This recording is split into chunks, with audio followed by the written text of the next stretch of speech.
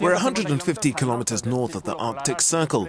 It's the thaw season, a very short and ideal period for research in this extreme environment, where winter temperatures can reach minus 45 degrees Celsius. These researchers, for instance, are studying the complex interaction between subarctic plants and their pollinators.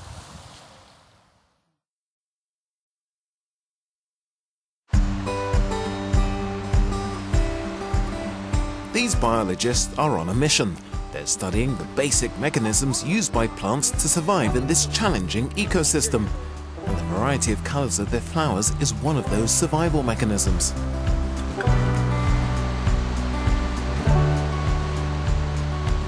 As pollinating insects are attracted by their colors.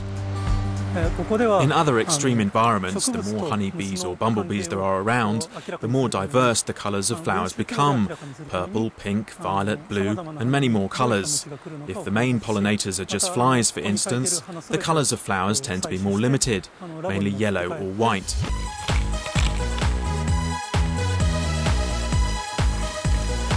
Researchers want to know if the same pattern reproduces here in the subarctic region. Scientists closely study the animals' anatomies and also have a close look at the colour of flowers through a technique called optical spectrometry. All our natural environments virtually depend on the interaction between pollinators and plants. The more we understand about this natural partnership, the better we'll be able to protect those environments. Polar regions, including subarctic and subantarctic regions, are huge and expensive to do research in, so scientists have to pool their resources to better study them. This European team is also using the short summer here to study flora and insect density and distribution. Similar field campaigns have been done in northern Canada and Greenland, and more are planned for northern Siberia.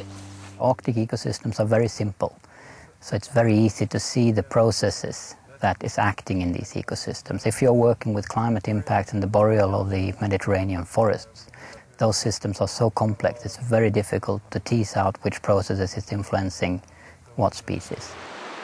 The need for a common approach to produce better science in these challenging environments is the raison d'etre of European research projects like EU PolarNet and others, at which the Abisko Scientific Research Station is actively taking part.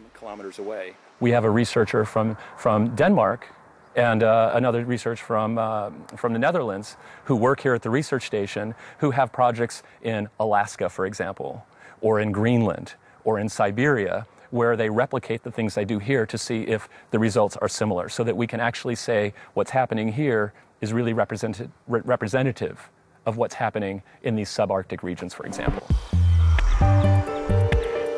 Just half a metre above the underground permafrost cap, these unique Mayas are also under multidisciplinary scrutiny.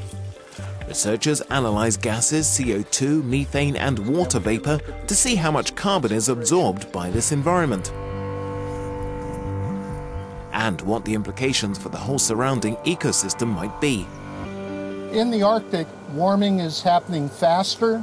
There are changes in hydrology, there are changes in growing season, there are changes in plant community structures, so we really need to understand that in order to be able to tease out what are those anthropogenic contributions to those changes might be.